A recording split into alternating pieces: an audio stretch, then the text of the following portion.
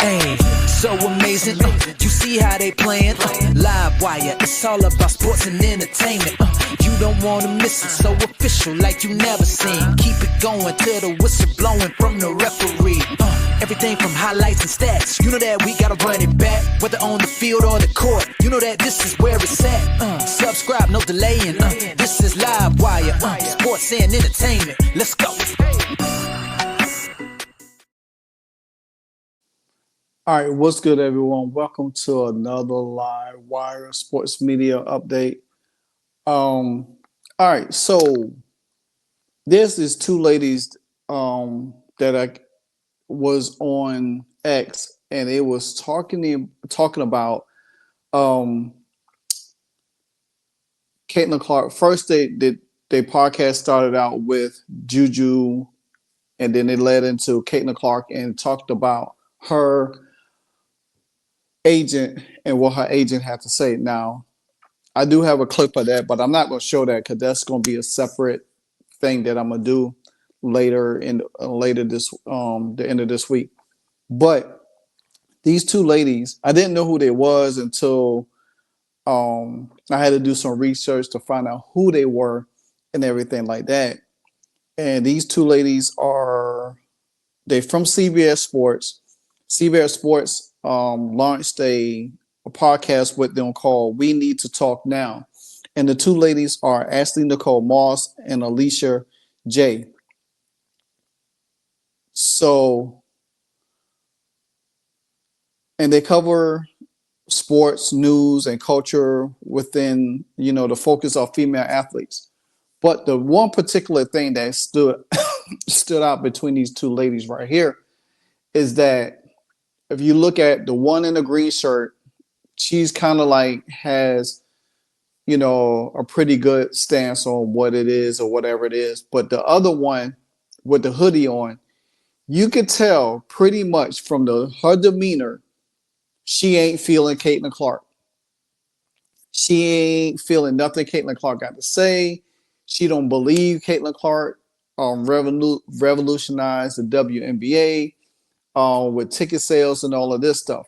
But to get y'all to understand what I'm talking about, I'm going to play a clip from their podcast, and then you can listen, and then you can determine what I'm talking about. And one of her biggest fans is her agent, Erin Kane. And on Monday, in an article that came out from ESPN, her agent was saying a lot of stuff about Caitlin Clark. And she said that she does not think that Caitlin Clark will ever be paid her true worth by the league. We actually have a quote here. The person interviewing said, "Will Caitlin Clark ever be paid by the WNBA what she's really worth to that league?" And Erin said, "I don't think that's possible. She's part of a larger player body. They all need to be paid more. She should be recognized for what she has done and what she's brought to the league from an economic standpoint. It's as simple as that." All right, so I'm going to pause it right there real quick because I want to go into this real fast, because the fact of the matter is that Caitlin Clark, she's right. Her agent is right. Caitlin Clark will never, ever be paid what she is worth. Her contract wise. I mean, you think about this. When Michael Jordan came into the NBA, Michael Jordan didn't take any money. He was the lowest paid athlete ever, but he sacrificed for championships. Now, I think Jordan's last year with the Bulls, after they won either their fifth or sixth championship, he had I think they gave him a contract worth $30 million. But if you look at the trajectory now of all of these supermaxes in the NBA, some of these guys don't even need to get paid that kind of money. So Michael Jordan never made that kind of money. Another example is Tom Brady with the New England Patriots. Tom Brady never made the money. He took pay cuts. He took pay cuts for them to win titles. I don't see Caitlin I think Caitlin Clark will do the same thing. I think that path for her to win championships, to for the team to make money, especially as she knows that she's going to make a lot of her money off the court, doing interviews, endorsements, and all of that stuff. I think she will. Now, I can't say the same for Leah Boston. That's a whole totally different subject. But I'm solely talking about Caitlin Clark. Her, her agent knows that she's not going to get paid her worth. Should she be compensated for what she has brought to the league? Yeah. But will the league do that? Especially with the new CBA that's right at hand. Everybody wants to get paid, but everybody can't get paid. You know what I'm saying? And that's what the young lady is going to explain in a little bit, and I'm gonna dive into that. But I totally agree that Caitlin Clark is not going to get paid for what she's worth. We have not seen. If you look at honestly, if you look at Patrick Mahomes right now, Patrick Mahomes got a large deal, but a lot of his money is on the back end of his deal, because he took everything up front and stretched out his deal for years. It's almost something like a baseball player, how a baseball player takes, gets signed for X amount of dollars for 10, 12 years. But it breaks down in sequence, where it stretches over time. So that's something like Patrick Mahomes doing for the Kansas City Chiefs, which they just went back to the Super Bowl for the third straight time, tried to three-peat, but they lost. Even though they lost, but still, that's what it's about. And I do believe Caitlin is going to get paid, but I do believe she's going to sacrifice for winning. All great players, all that has won championships, they did it. You look at the San Antonio Spurs. Tim Duncan was never the highest paid person. Even except for when LeBron and D Wade and all of them, that was that new generation type of thing. But I just think Caitlin is more of a business person, and she knows the trajectory of what's going on. And I think that she really understands, what it's going to take for her to win titles. Everybody wants to get paid. But like I said, everybody can't get paid. Everybody wants to make money like the NBA players. You're not going to make that kind of money in the NBA, in the WNBA, like the NBA, because the fact of the matter is that y'all still owe the players. I mean, y'all still owe the owners and the NBA, because they've been carrying y'all for so many years. So that money has to generate to come back. Even with the boom that Caitlin Clark has done in this past season, it's still enough because they still was 50-something million in the hole. So, all right. So I'm gonna continue on and then let her finish talking. Then I'm gonna break it down again. And a lot of people had a lot of things to say about this.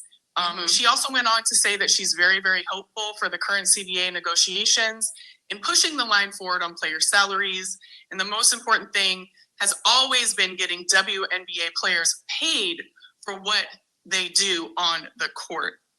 And so it's important to note that, obviously she's not an agent just for Caitlin. She has a lot of WNBA players underneath her as well. And to me... All right. So she said that Erin Kane has a lot of athletes underneath her. No, they not underneath her. And her biggest athlete is Caitlin Clark. And she works for them because guess what?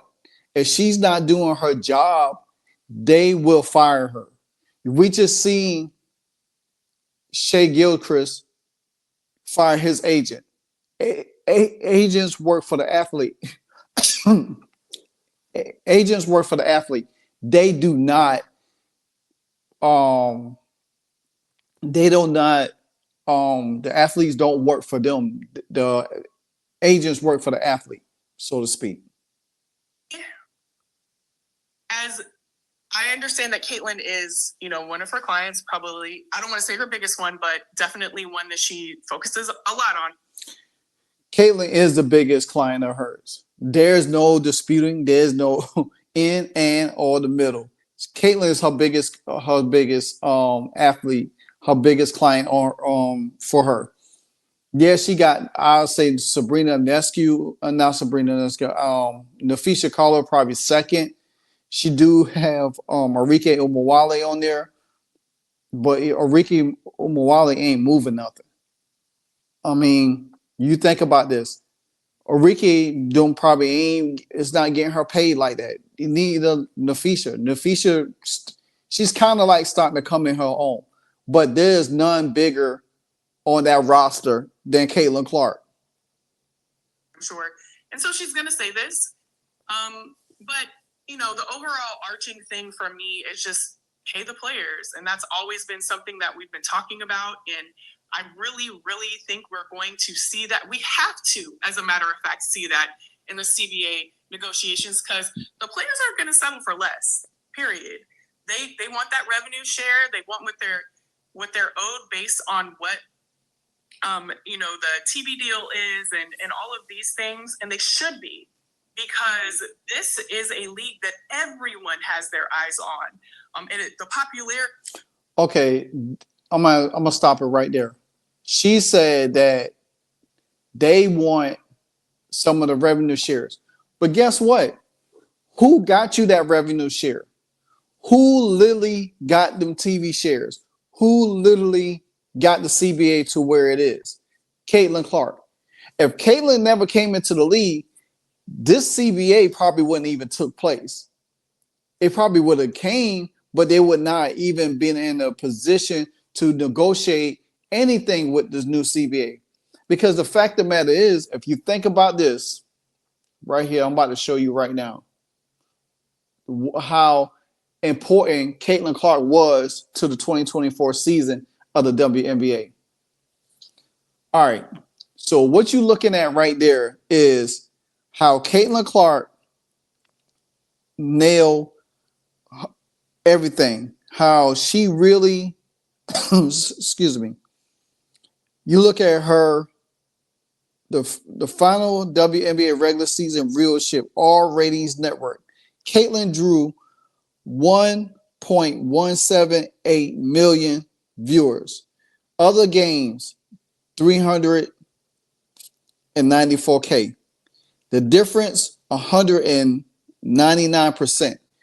That's almost 200% of what everybody else was doing. Caitlin was doing this by herself. So you really think that if these women was really moving the needle like they were supposed to move, they would have been, all the other games would have been much higher. Much higher. Now, yeah, they're going to get a significant boom going into 2025, but guess what? Everybody got to play the Fever. At some point, the Fever is going to come to your town. You got to come to the Fever. Your viewerships is going to skyrocket no matter what. Now, when you do your games by yourself, people is not going to really watch as much, because look how Unrivaled is unraveling in front of our eyes. Yeah, it's supposed to be a place where players get back into basketball shape, but there's only a handful of some of them players down here that's really playing right now. So, to me, I think she has it all wrong. I think that when they sit down for this new CBA, the owner's going to make a stance. They want what they want because they was the ones that put money into this league, helped put money into this league. The owners is not going to go bare cupboard. They're not going to walk away and say, well, we give you everything and then we just take whatever. No, the owner's going to get what they want first, and whatever they decide for y'all to get, that's what y'all going to get. Y'all going to go negotiate something, but talk about getting paid a lot of money and all of this stuff. y'all still got to pay back the NBA.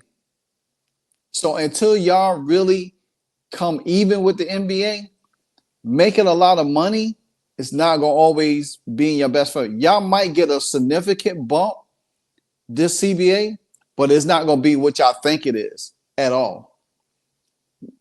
So I just feel like they going to go in there and try to hustle or do some kind of crazy stuff, and they're gonna come out with the bad end of the stick. You can even see it in how much the new franchises are worth coming in. The money is there. It's coming in. I mean, spades. Like, it's all over the place. Like, money is coming, and the players deserve to get it. And so I'm glad that is what this article ultimately conveyed. I think it was like a little weird the way that it came through, and a lot of people had things to say about positioning just Caitlin Clark, which I agree with, because she's not the only player that brought in revenue. She's not the only player who's bringing in eyes. She's brought in a lot. Her impact is great, but you could say the same thing for the entire rookie class that came in last. Okay, and there it is. There it is. Yeah, Caitlin Clark did what she did. That's great. But she wasn't the only one. This is where we have to stop trying to play it safe in the media. The media, they are not our friends. We are the only ones on YouTube doing a job that say, hey, we're going to bring the truth. We see it. We watch these games. We see what's going on. They see what's going on as well. But guess what? They are so afraid to say something, and it's going to get backlash to them, and they can't handle it. Then if you can't handle it, you don't need to be in the media. All right. So I'm going to give a shout out to Rosaline Lee. She has a YouTube channel called From the Logo. Great content. I love her analytic breakdown and stuff. I really enjoyed it. I mean, literally, she's teaching me something. So shout out to Rosalie Lee. She pinned something on X the other day when this news broke, and I sat back and looked at it because I think it's spot on correct. She said, "Let's take Caitlin Clark out of the W for a second, without shading the other players." And lo and behold, they're gonna say, "Well, Angel Reese this, Angel Reese that, or whatever the case would be." She said, "Where would Angel Reese be without the You Can't See Me?" Yeah, Angel Reese will still win a national championship. Maybe she will win a national championship. Can't say for certain, but she did. But she had to coattail Caitlin. She had to target Caitlin in that championship game to get her props. Because guess what? If they won a national championship and walked off, Caitlin would still be Caitlin. Because what she has done for college basketball, women's college basketball. You see what I'm saying? Angel Reese was just been another player recognized for winning a national championship. But if you notice how every person in the W now, when Caitlin came in the league, they went after Caitlin to make a name for themselves. Same thing what Angel Reese did in college.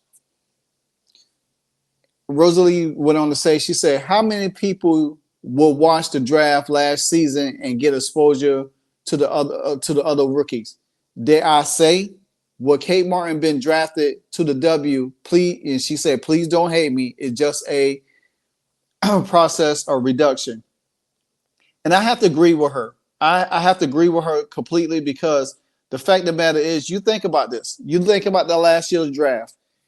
The last year's draft with Caitlin Clark drew over 100 million viewers. The most watched WNBA draft. Now, would it get close to that this year? We don't know. We don't know yet. Maybe. But Kate Martin, not say she's a bad player, because I like Kate Martin. I like Kate Martin. But what her role was at Iowa was just her role, because Caitlin Clark was the star of the show. Gabby Marshall. Okay, let's say for something. Gabby Marshall came to support Caitlin Clark during the draft along with Kate Martin. Will Gabby Marshall get drafted? We don't know. The Las Vegas Aces drafted Kate Martin for one reason and one reason only. Because Kate Martin popularity, because Kate Martin friendship with Caitlin Clark. So you think about it. Kate Martin outsold Asia Wilson in the Las Vegas Aces arena. Her jersey outsold Asia Wilson's because of her popularity. They used Kate Martin for their popularity to get ticket sales because a lot of people wanted to come from Iowa and all over to see Kate Martin play. So the Vegas Aces, and I don't know if anybody else had the same sentiment as I do, but they used her. They used her to position themselves because they knew she was friends with Caitlin. And if Caitlin came to town, it was Caitlin, Kate Martin together, bring more eyes to the arena for the Vegas Aces. Now, Kate Martin is not there no more. She's with the Golden State Valkyries. So now what the Aces going to have their head to hang on now. And you look at the other rookies, if you think about it, if Caitlin Clark wasn't there, they would just be regular rookies. To be honest, dang it. To be honest, as good as, Cam Brink is good, but she's a good player. I don't want to minimize her because I do like Cam Brink as well. She's a good player. You think about Raquel Jackson, you really didn't hear nothing from Raquel Jackson the first half of the season until Cam Brink went down. And then Raquel Jackson had to step out. The young lady, I don't know her name, she's with the Minnesota Lynx. She had a great preseason, but you don't hear nothing from her. She's buried on the bench. Aaliyah Edwards, a UConn product. You don't really hear nothing from her with the Mystics. Camila Cardozo, to me, has more shine than Angel Reese in the Chicago Sky. They drafted Camila Cardozo before they even drafted Angel Reese.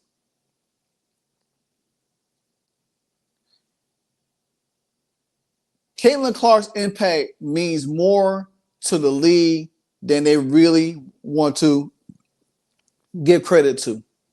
And they know that from jump. So let's not have these kind of debates or talks about how Caitlin Clark, yeah, she did this, but it's the other rookies. We always got to put the others in it just to make it solidify that they have some kind of impact. Yeah, they have something to do with it, but it's not the same. It is not clearly the same. Caitlin Clark is the Michael Jordan of the WNBA. She's one of one. She is the box office draw, the person that moves everything. Without her, nobody's really watching the WNBA like that. Probably a few, but they're not watching it the way that we watching it now. And just to minimize Caitlin Clark's stardom just for the sake of others, it's kind of asinine. It's kind of asinine and it's pathetic because the fact of the matter is these ladies, for them to comment and have a podcast and work for CBS, and you can't even say, hey, Caitlin Clark is the sole reason. But this is why we do what we do on YouTube. This is why we do what we do, because the fact of the matter is these people is never going to end up to it because they never ever cease to amaze me. I'm gonna play a little bit more and then I'm gonna wrap up. last year, and other players as well that are existing that are bringing in so many eyes to this league. So, you know, the article is a little weird in its positioning, but ultimately what it's saying is true and it must happen. Yeah, I mean, I don't listen. It's some of the players she represents also, Enrique, Fee, you know. So I don't have an issue with what she said or how she said it. You know, a job of an agent is to push their client, and that's what she was doing. I think that the underlining message of what she said, at least right now, I think that I agree with, and it's not just a Caitlin Clark thing. I think that I was reading while you were talking about just looking at the revenue of the WNBA over the years. So if you look at it from an economic standpoint, right, the issue is that because the league hasn't been profitable for most of its existence, it's still very much in the red and it's not operating in the black yet, right? So what happens then is with the new CBA, yes, the numbers are going to go up because you have the media rights and all of the things surrounding it also going up. But then the owners who have been putting money into their franchises, if they own one, are going to want their return. So then that makes the pot smaller to give back to the players and to give all the things that they want. So in a sense, I hear what she's saying. When you look at leagues like the NBA and the NFL, who have been profitable since essentially their existence, that's why the owners and the players are able to make such exorbitant amount of money. I mean, if you look at what the NBA players are making, you're talking about $300 million deals. And also they've been around longer than the WNBA and they've been profitable longer. So the issue is that the WNBA has to figure out how to, while giving back to the owners who have put in and want the return on their investment, rightfully so, because they have been putting into something that is now getting profitable for them, also figuring out how to make it profitable then for the players playing in the league. That's where it gets tricky because it's now like, well, how do we make sure that everybody is paid their value when we owe so much money to the people who have been putting into it to help bring it to this point in where it is, right? So I hear what she's saying regarding Caitlin Clark. I don't think Caitlin Clark's the only reason why the WNBA has become profitable. It's been 20. All right. So I'm about to wrap this up. She steered straight, then she took a detour again. First, yeah, I agree with Caitlin Clark agent, what she's saying. Yes, Caitlin Clark, but the others. Then she went into staring straight, talk about the CBA, which I agree with her. Then she turned off again. She made another wrong turn again. Talk about, well, I don't believe, you know, even though it's Caitlin Clark, but I don't believe it's just Caitlin Clark that made the league profitable. 27 years, this league has not done a thing. But these greedy, selfish women think that they should be on the same par as the NBA because they've been in existence for 30-something years. You have not been profitable for 30 years. So, like I said before, you're going to get compensated, but it ain't going to be what you think it is going to be. See, the league and the owners, they going to get their money one way or the other. And this is why now the league is trying to add more teams to see you could get more profit going. Long as Caitlin Clark in the league is going to be more profitable. Now, with the next class coming, like Paige, Juju, you look at Paige right now, she can't even stay healthy. How you gonna want to watch her play and she get nicked up, hopping off the floor, going to the locker room all the time? We don't know if she'll make it through a whole season. Juju, she still got to deal with Hannah Hidalgo in that same class. And Hannah Hidalgo is, to me, right now, is light years ahead of what Juju is doing. And they in the same class. So you can't just try to push Juju along and hoping, because Juju doesn't have that in her like that. It seems like she's so cooped up into herself so much. I'm not saying she's not a sweet person. I don't know from Adam to Eve. But all I'm saying is that there is nobody like Caitlin Clark. And until y'all mainstream media understand that and quit going off of these tangents and including everybody like they had a hand in this, because the proof is in the pudding. Without Caitlin Clark, y'all wouldn't even be sitting down with the CBA deal that y'all negotiating right now. Y'all wouldn't even have the opportunity to opt out the old CBA right now. That's how powerful Caitlin Clark is. Y'all wouldn't even have the opportunity to opt out the old CBA right now. Everybody jumping ship from here to there. Next year, everybody's going to be a free agent. And y'all think that these franchises is going to be signing y'all to $1 million deals? y'all got another thing coming. Y'all really kind of like made fools of yourself, to be honest with you. You're going to get paid. Like I said, you're going to get something, but it ain't going to be what you think it is. Because there will not be, the only $1 million player that will ever be in the WNBA is going to be Caitlin Elizabeth Clark. There won't be nobody else. Y'all still have a long way to go. I say if this league be in existence for another 30 years, you might got caught up. Because guess what?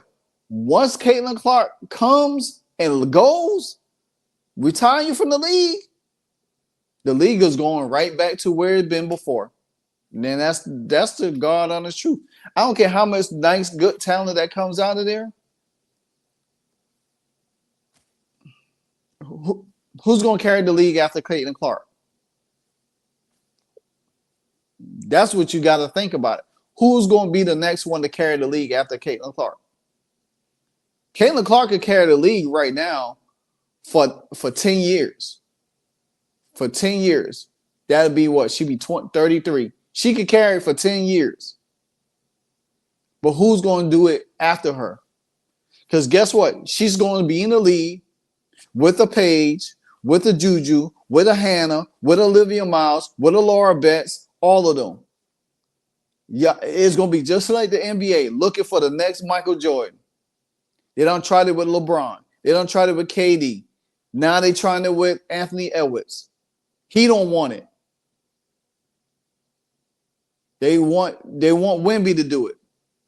So I know this video a little long, but man, I had to get a lot of this out of my system because I just think it's so much nonsense that these media gatekeepers continue to inflate the narrative when it comes down to Caitlin Clark, and they shouldn't even do that. If people that's on the internet, people like myself and others that do these shows see this, why they can't see it? You know why they can't? Because they don't want to look right. They don't want to give Caitlin that. Hell, it was no problem giving Michael Jordan credit for carrying the league. Guess what? When Jordan was still in the league and you had Allen Iverson came, Allen Iverson made it cool because he had cornrows, long baggy shorts, and everything like that. He made it cool. But guess what? Jordan set that blaze for that change. Jordan was smoking cigars. He was wearing earrings in his ear. He was doing cool stuff. There was probably other athletes, but he was the only athlete who would go out here and bet and play golf and do other stuff. So that's what I'm talking about. But anyway, like, comment, subscribe. Until the next episode, Live Wire Sports, and I'm out. Hey, so amazing. You see how they playing? Live Wire, it's all about sports and entertainment. You don't want to miss it, so official like you never seen. Keep it going till the whistle blowing from the referee. Everything from highlights and stats. You know that we gotta run it back, whether on the field or the court. You know that this is where it's at. Subscribe, no delaying. This is Live Wire, sports and entertainment. Let's go.